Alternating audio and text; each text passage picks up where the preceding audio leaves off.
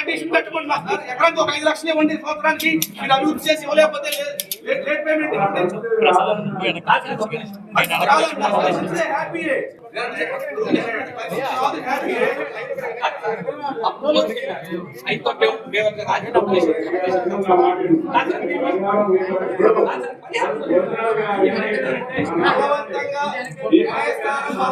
ప్రభుత్వం చేత ఖర్చు చేపించలేదు అని చెప్పి కోర్టు వ్యాఖ్యానించింది. గతంలో జరిగినప్పుడు మన 10 సంవత్సరాలు చేస్తామని అవునా కదా? అవునా? కనుక మళ్ళీ 5 ఏళ్ళు గౌరవించాం.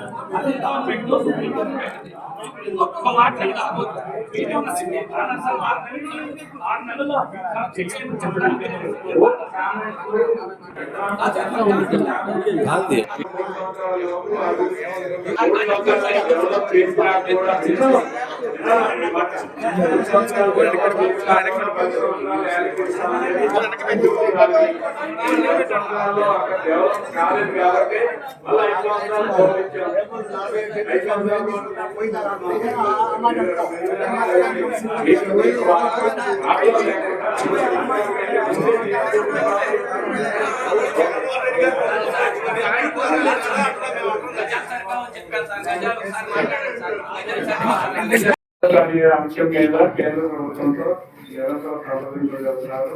కేంద్ర మంత్రి ప్రభుత్వానికి చంద్రశేఖర్ చేస్తున్నారు.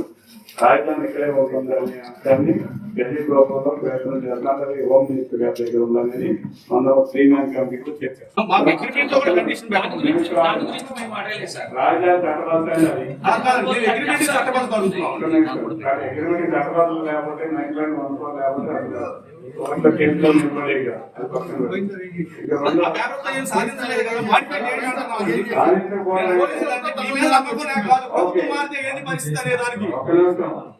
నీకు ప్రభుత్వం మారుతాం అనే పాయింట్ అనేది పక్కన పెడితే నాట్ అనే దానికి సమాధానం ఉండాలి. మంత్రి గారు పూర్తిగా వినండి. మీరు అడిగినది సమాధానం చేస్తాను. ఆ ల్యాండ్ పోలింగ్ జరిగిన రోజుల్లో అభివృద్ధికి సంబంధించి 2 సంవత్సరాలు పెట్టింది. ఇది సంబంధించి కొత్త ప్రాజెక్ట్స్ వచ్చినాయి కాబట్టి ఈ ప్రాజెక్ట్ సంబంధించి ఈ భూమి సేకరణ తీసుకున్న సందర్భంలో 3 సంవత్సరాల కంటే లోపే అభివృద్ధి చేసి చూపిస్తాం అనేది ఖచ్చితం. మీరు హామీ ఇస్తున్నారండి. మేము అంటే అగ్రిమెంట్ లో పెట్టమంటున్నాం అండి. దాంట్లో తప్పే ఉంది అంటున్నాం. సేమ్ యాజ్ గా 2014లో మీరు భూ సమీకరణ చేసినప్పుడు ఏవైతే ప్రొఫార్మా పెట్టుకున్నారో ఆ ప్రొఫార్మా ప్రకారం 50,000 మంది రైతులు ఇచ్చారు. 33,000 ఎకరాలు ఇచ్చారు కదా. వాళ్ళందరూ న్యాయ పోరాటాలకు వెళ్ళారు కదా.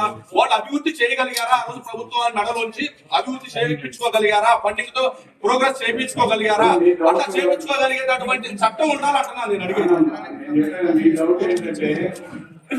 డౌట్ ఏంటంటే ఆయన 3 రాజధానులు పాట పెట్టి ఇక్కడ నుంచి రాజధాని తీసేస్తే ఇప్పుడు వచ్చే అభివృద్ధి సంగతి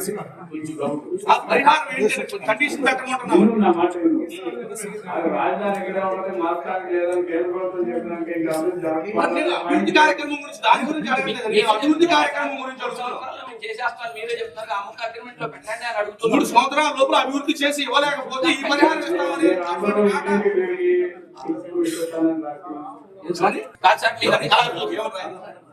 3 సంవత్సరాల లోపు అభివృద్ధి చేస్తామని నేను కూడా రిక్వెస్ట్ చేస్తాను. ఇది కూడా నాకు హామీ ఇవ్వండి.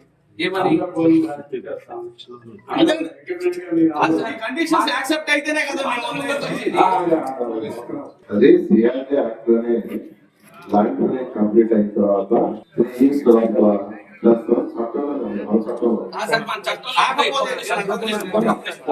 చట్టంలో సార్ సమాధానం వచ్చినాక మళ్ళీ దాని మీద లాంటి చేయం. కాదు, ఇప్పుడు కష్టాలు పెట్టాలని చెబుతున్నారు. పెట్టాలని లేదా నేను ఒక్క అనుకున్నాను. నిమిషం, ఒక్క నిమిషం. నేను అంటే చట్టంలో స్ట్రెంత్ ఉంటే 2019, 2024 ఇంకొంత కాబట్టి రాజధానికి అది నిలిచింది. అది చేయలేకపోయామని కోర్టు, హైకోర్టు, సుప్రీం కోర్టు ఏ కోర్టుకి వెళ్ళినా కూడా నిలబడింది రాజధాని.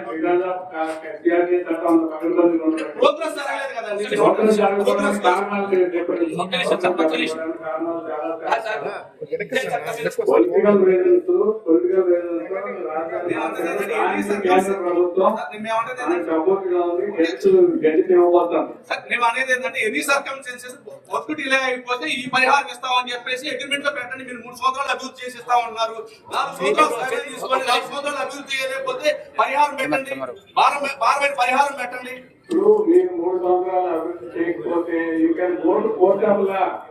అదే సార్, కండిషన్ పెట్టమంటున్నాం సార్ దాంట్లో. అదే సార్ చెప్తున్నాను. దీని మీద కోర్టు మేము చట్టబద్ధత కావాలి, అగ్రిమెంట్ లో టైం లోపల పూర్తి చేయలేకపోతే ఏంటి పరిహారం అని అడిగామండి. చంద్రబాబు నాయుడు గారు నమ్మకుంటే పార్టీలకు అతీతంగా అందరూ పనిచేశారు. రైతులు కూడా ఇవ్వడానికి వచ్చారు. ప్రభుత్వం మాత్రం రైతు పరిస్థితి ఏంటి?